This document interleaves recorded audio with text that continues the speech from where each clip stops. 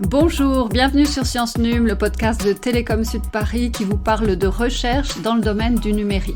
Aujourd'hui, mon invité est Paul Huguet, ancien élève de l'école, qui a fondé sa start-up VocaCoach pendant sa scolarité, ce qui prouve qu'on n'a pas besoin d'attendre d'être diplômé pour entreprendre.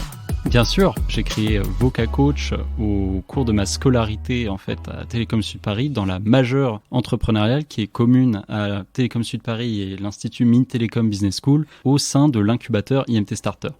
Et l'idée, c'était de créer une application qui permette à tout le monde de s'entraîner à la prise de parole, ce qui est devenu VocaCoach. Donc concrètement, il suffit de se filmer avec son téléphone, son ordinateur, pour avoir des retours automatiques sur la façon dont on s'exprime. Est-ce qu'il y a un moment particulier où vous vous êtes vraiment senti entrepreneur ? Tout à fait. Un moment qui a été vraiment particulier et qui a déclenché cette vocation, c'est le Challenge Entreprendre qui a lieu en deuxième année au cours de la scolarité à Télécom Sud Paris. Et c'est un moment un peu particulier où on nous demande aux étudiants de créer une idée de start-up et il faut tout donner pendant une semaine pour avoir un projet le plus concret possible, le plus proche de la réalité possible. Et à la fin, un jury va dire à quel point l'idée, la façon dont on est en train de créer le projet est bon ou pas. Alors concrètement, VocaCoach, ça marche comment ? C'est un fonctionnement finalement assez simple. L'idée, c'est qu'on a créé des algorithmes en collaboration avec des chercheurs en traitement de la parole et des coachs en prise de parole. On a combiné ces deux savoir-faire pour faire des retours automatiques les plus pertinents possibles sur une prise de parole. Et ça va donc permettre à quelqu'un qui cherche à s'entraîner d'avoir des retours objectifs plutôt que simplement s'entraîner devant son miroir.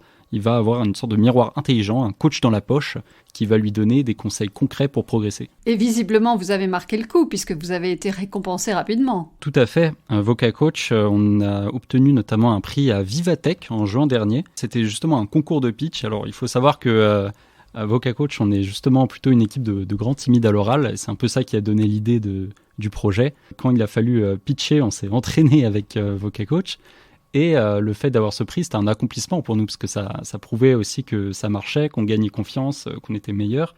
Et on a donc eu le prix coup de cœur du jury du Next Startupper Challenge, le challenge des startups les plus early stage de Vivatech.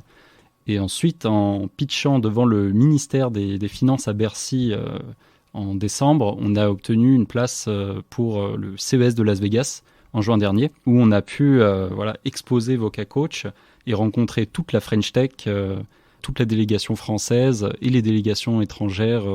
Et c'était particulièrement intéressant de voir toutes ces innovations. Savoir s'exprimer à l'oral, c'est un besoin important pour vous aujourd'hui ? Le premier besoin qu'on avait identifié, c'était finalement le nôtre presque, qui était en tant qu'étudiant ingénieur. On n'était pas très à l'aise à l'oral, on n'avait pas eu beaucoup de formation. Et quand on avait eu un coach, c'était un coach pour toute la promo pendant 1 heure. Donc c'était assez difficile de s'entraîner régulièrement. Et on s'est rendu compte que ce besoin d'étudiants ingénieurs continuait après dans la vie professionnelle. Parce que ces étudiants ingénieurs, après, ils deviennent développeurs, consultants, et ils cherchent à évoluer dans leur carrière. Il y a 75% de la population qui a du mal à s'exprimer à l'oral et qui a besoin de s'entraîner, de prendre confiance. Aujourd'hui, VocaCoach, ça permet à ces utilisateurs-là, en entreprise, des particuliers, de prendre confiance en eux à l'oral tous les jours. Donc le projet, il est bien reconnu. Et vous l'utilisez à l'école pour l'améliorer, c'est bien ça ? VocaCoach est utilisé dans le cadre d'un programme pédagogique plutôt axé soft skills qui s'appelle la semaine Proxy. Et donc les élèves nous font des questionnaires de feedback assez détaillés de VocaCoach et nous remontent qu'ils ont beaucoup progressé et que ça a vraiment attiré l'attention sur certains critères de l'élocution auxquels ils n'auraient pas fait attention autrement. Par exemple, le ton et le rythme de parole, c'est quelque chose qu'ils n'auraient pas pris en compte naturellement sans un outil comme VocaCoach. Donc pour l'instant, les retours sont vraiment bons chez les professionnels au sein des organismes de formation, puisque les coachs utilisent notre outil entre 2 périodes de coaching. L'apprenant va pouvoir s'entraîner chez lui et ça va l'encourager à s'entraîner et à appliquer et à ancrer ce qu'il a appris en formation. Quels sont les axes de recherche que vous envisagez pour développer VocaCoach ? Aujourd'hui, les prochains développements de VocaCoach, c'est bien sûr du développement commercial, dupliquer ce qui marche déjà à plus grande échelle au sein des entreprises, au sein des grandes écoles, au sein des organismes de formation. Mais c'est également des développements techniques. Et donc ça peut intéresser l'audience de de Télécom Sud Paris, des élèves ingénieurs, au-delà de l'analyse audio que l'on réalise déjà, c'est-à-dire l'analyse sur la voix des utilisateurs pour leur donner des critères sur le vocal, on va aussi développer des critères non-verbaux tels que les sourires, est-ce qu'on a l'air avenant, la posture face à un micro, face à une caméra, comment est le regard, etc. Donc ça, c'est des choses qui sont en développement actuellement et qui devraient débarquer bientôt. Et la plus grande difficulté que vous rencontrez aujourd'hui, c'est laquelle ? La plus grande difficulté qu'on rencontre, c'est de s'adresser aux bonnes personnes en entreprise pour pouvoir parler de VocaCoach, engager un dialogue et éventuellement le vendre. Il n'y a pas si longtemps, j'étais donc étudiant entrepreneur. On n'a pas forcément un grand réseau dès le début, donc il faut un peu se débrouiller comme on peut pour aller chercher les bonnes personnes. Mais on finit par trouver des astuces, notamment en intégrant les bons réseaux, en parlant aux bonnes personnes qui peuvent après nous mettre en relation. Ça permet comme ça de générer des leads et du business. Et la plus grande surprise, c'est quoi ? C'était d'aller au CES de Las Vegas. J'aurais vraiment jamais imaginé ça de ma vie. Je me souviens que j'avais une vague idée d'entreprendre en arrivant à Télécom Sud Paris parce que j'étais allé à la deuxième édition de Vivatech, l'année des concours d'ingénieurs. C'était un peu un rêve de vraiment exposer. Mais après, en plus d'aller au CES, le plus grand salon technologique du monde, c'était vraiment une grande surprise pour moi. Jusqu'au dernier moment, on ne savait pas si on allait partir parce qu'il fallait que le test soit négatif pour le Covid, etc. Donc c'était vraiment une très bonne expérience et encore une fois, une grosse surprise. Avec plus d'argent, vous feriez quoi ? J'engagerai notamment des équipes de Customer Success pour s'assurer que les prestations qu'on fait aujourd'hui chez VocaCoach soient un succès. On dit que les clients sont les meilleurs vendeurs de votre produit et je pense que c'est très vrai. Donc il faut absolument que les premiers clients, ce soit une prestation peut-être pas parfaite, mais au moins qu'on soit sûr de ce qui est amélioré pour la prochaine fois.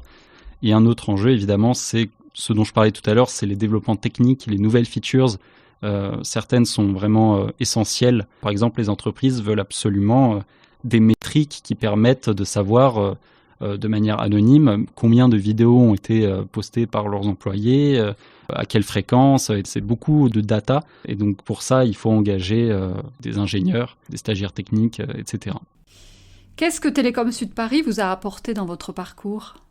Télécom Sud Paris, je trouve, est une école qui donne vraiment des bases d'entrepreneuriat, même pour des élèves qui ne seront pas entrepreneurs plus tard. Il y a toujours ce côté challenge, il y a aussi d'autres projets. Le parcours scolaire de Télécom Sud Paris est jalonné en fait d'expériences qui vont pousser les étudiants à avoir cet esprit d'entreprendre, cet esprit de travail en équipe. C'est vraiment les choses qui ont déclenché cette envie de créer quelque chose avec d'autres gens en fait. C'est la graine d'entrepreneur que je suis aujourd'hui et que j'espère deviendra grand bientôt. Et pour finir, un conseil pour les futurs entrepreneurs ? Pour entreprendre, il faut donc pas avoir peur de ces idées qui peuvent être originales. Mais les étudiants, naturellement, eux, ils n'ont pas vraiment peur de ça. Un bon conseil, je pense, c'est aussi bien s'entourer, créer la bonne équipe. Parce qu'il faut absolument que les gens avec qui vous travaillez tous les jours soient des gens avec qui vous vous entendez, avec qui vous pouvez travailler efficacement. Et donc c'est ça qui fait la force de VocaCoach et la force d'une start-up, surtout en early stage, c'est surtout l'équipe. Quand on sort d'école, on n'a pas forcément beaucoup d'expérience en entrepreneuriat tout de suite et c'est complètement normal. Donc il faut s'entourer des experts pour avoir des retours sur comment on fait du marketing, comment on fait du business, comment on finance une start-up, etc.